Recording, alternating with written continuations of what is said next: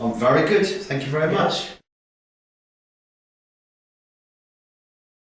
Yeah, it's not too bad really. I can't complain because it keeps me off the streets, which is, you know. The second solo album, Non-Stop, was a collaboration with a guy called Pascal Gabriel, who's done Little Boots and my favourite, Miss Kittin, and some Kylie stuff as well. And I wanted to make an electronic disco record really. And also I allocated the time this time because on my first solo record, Electric Blue, which came out in 2005, it was kind of wedged in between two Erasure records, so this time I specifically asked for the time off with Vince. That was in 2007 now. So, and it took about 2 years off and on in the making, probably about 6 months in studio wise.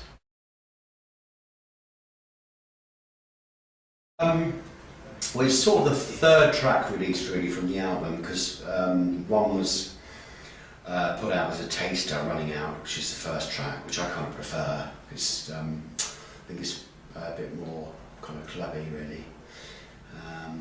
And we did release the original 2 singles under a pseudonym, Mimo, and which was, we were trying to think of a title or a name for the project.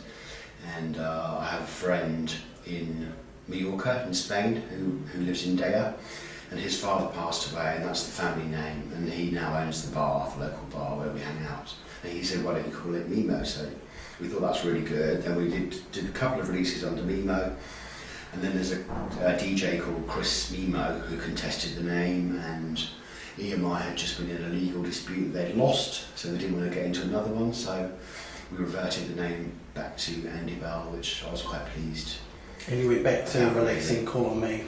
Yeah, so we released Call on Me to the radio just this week, or it's out this week.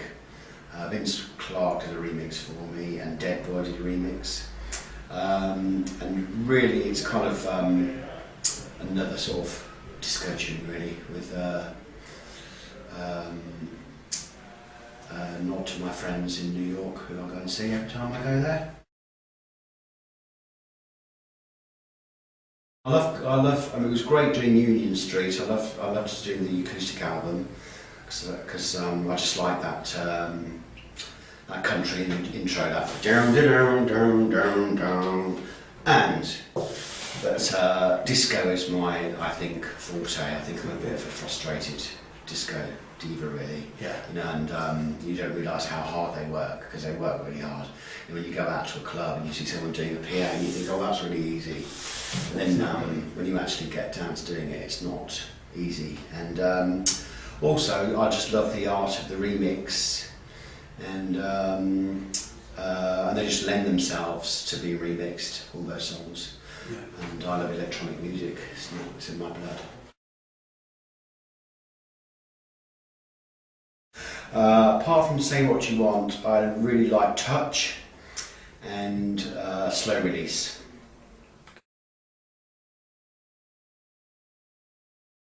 Yeah, Debbie Harry Drag Queen. It wasn't going to be about her in the first place, and we came up with the verse, which was I love the way that you do your hair, so beautiful, whoa. I thought, who can this be about? Because it's a complete Blondie riff, the whoa part, and then we just had this chorus, which is da da da da da da da da da da, and I thought, I was just trying to think of words that fit to that, so it just came out, Debbie Harry Drag Queen, and that was it. It's not because she's a drag queen, but because there are no pretenders to her, and she's the queen of the New York underground scene. It's quite different. I mean, I've become more and more involved, I suppose, with Erasure. I mean, our roles are quite defined in Erasure, so I mean, when we're writing songs, usually I come up with the top lines for the songs and then the lyrics. But because I like doing remixes, I like to get my hands on doing a few of the sounds as well, which for Vince, that's a huge thing to hear for him to let go of, you know, because that's what he does. And I mean, I love his music, I love his sounds, and I don't think anybody can beat them really. And I do suggest bass lines and things like that sometimes, and riffs, you know. But being in the studio with Pascal is kind of more of a sort of free-for-all, where, because it is an Andy Bell project, I can tell him, I'll try this, and also just production-wise, being there for the whole mix. You know, I've been there with, I was there with the mixed Nightbird for Erasure, with the guy. But anyway, so I mean, it was very nice just being there for the whole thing, you know, from beginning to end.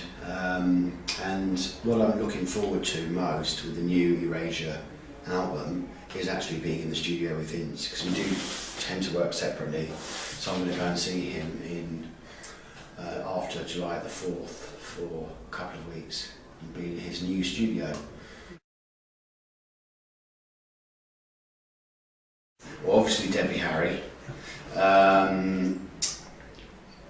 I would have loved to have done a song with Kirsty MacColl, because I really love her, and she was a bit of a mate of mine, and we hung out a little bit, not very much, but a little bit anyway. And she died on the day that my own boyfriend then came out of a coma, so it was kind of very poignant, you know. And but I think she was an amazing songwriter, very underrated, until after she died, which is kind of, that's what genius usually happens to genius people, you know. Yeah.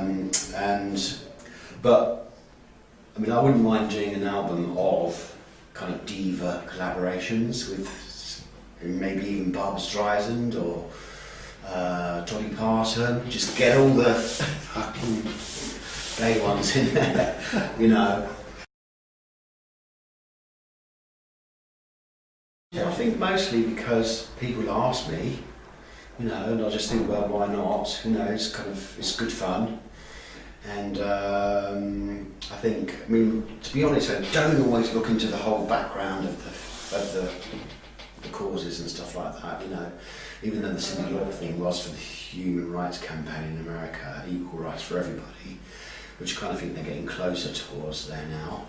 And to get Obama elected, which happened, and also like being HIV positive and speaking about it in public. I just think any organisation that's to do with affiliating with HIV or helping people is one that I like doing, getting involved with, even like for grassroots things.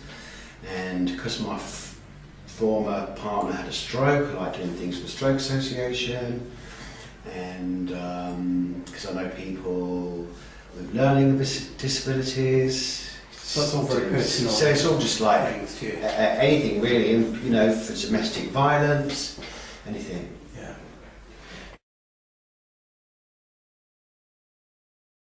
Well, I don't really see myself as a gay icon really. Because I know what it feels like standing around in a bar and nobody kind of paying you the lightest bit of attention. And that's not true really, but I know what it's like. I know that feeling of going in the bar and being unattractive, you know. So I think icons kind of like, I mean, I would save that really, that word for like Madonna or for Kylie. And I think it's much more, I don't know, suitable for a lady. I don't know. Well, so far, there are no shows planned, but I'm up for doing PAs anywhere. I do like doing a bit of DJing as well, so fingers crossed Matthew Horn's got one of his club nights on August 21st. I'm doing a couple of things in the US, going to be Grand Marshal at Gay Pride in San Francisco and singing there for 20 minutes. then got one in Tampa, one in New York, then I go and see Vince, and I come back, then got one in Rome. And hopefully, later on in the year, it's all a bit up in the air, but there has been talk of myself, Boy George and Mark Armand doing an orchestra type show, but it's all up in the air, yeah. But anyone, if you want to fly me there, free flights, free accommodation, I'm there.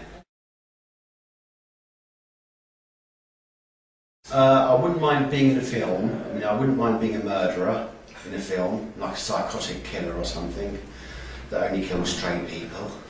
Not really. And I'd quite like to be in a musical, like some three-penny opera, or I wouldn't mind having a little go at some opera kind of thing.